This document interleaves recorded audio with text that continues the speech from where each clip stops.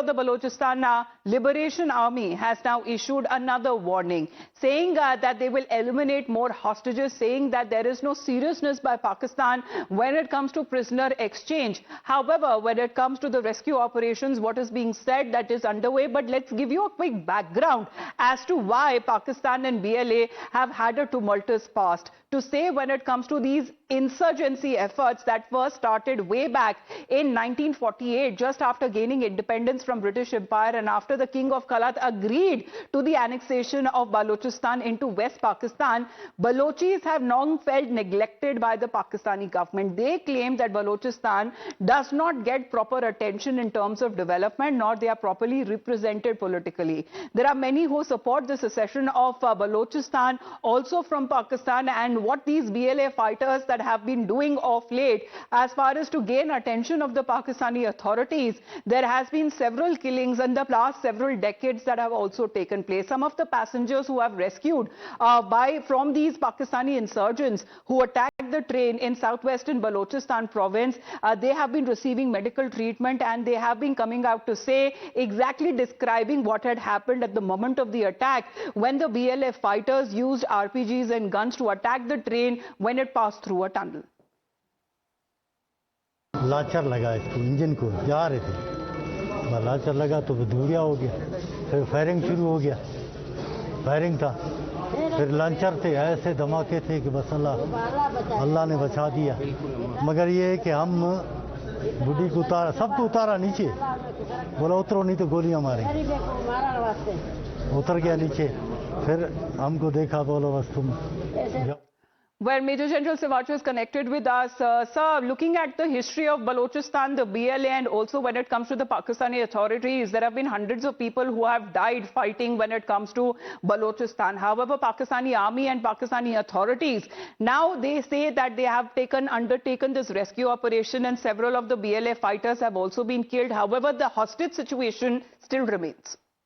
Absolutely. See, there are claims and counter-claims both sides. As far as the Pakistan army is telling and government authorities trying to convey that they have managed to release 150 hostages, they got it rescued, and they have managed to kill almost about 20-30 the terrorists. But whereas the BLA is claiming that the hostages which have been released are being voluntarily released by the BLA. These are the children, women and the civilians. The ones which are still with them are basically the army personnel. There are more than 100 of them, and they claim they have already killed 20 of them. So they are saying that if Pakistan army thinking that they will launch a ground operation as an anti-hijacking operation and trying to flush out the terrorists, they are highly mistaken, because the whole area has been surrounded by Majid Brigade of the BLA. So it is not going to be very easy. Of course, the Pakistan army has used attack helicopters as well as drones. They have used SSG commandos. But the terrain is mountainous and broken. So it will be a fight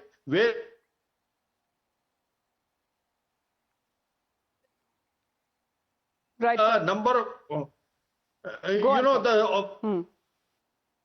this operation is concerned, this is the 7th operation within about 6 months. They have killed almost about 150 Pakistani soldiers as well as the Chinese.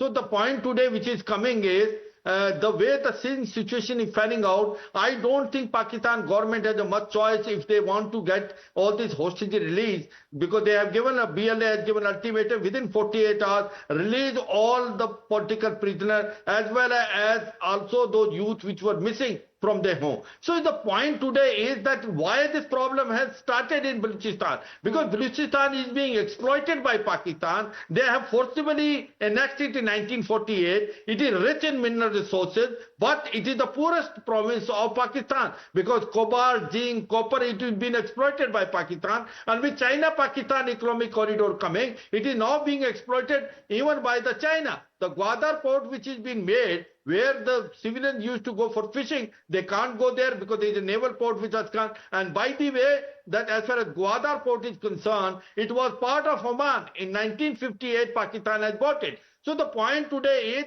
as far as the BLA is concerned, they are very aggressive. They are attacking one after the other. They have given an ultimatum to Pakistan government that in case if you don't release our prisoners and if you don't bring those youth back, we will attack you always and everywhere. And you know, there is a tacit understanding between BLA and Tehreek-e-Taliban Pakistan. The TTP is very active in Khyber Pakhtunkhwa, and so is BLA in Balochistan. You know, the situation today fanning out in Pakistan is, it looks like that a civil war situation, and there are chances of Pakistan breaking into 4 pieces. That is Khyber Pakhtunkhwa, Balochistan, Sindh and Punjab, and POJK and Gilgit-Baltistan joining India. The reason is simple. There is a political instability, there is an economic crisis, and there is a terrorism increasing, whether it is in form of a Balochistan Liberation Army or in Tehreek-e-Taliban Pakistan.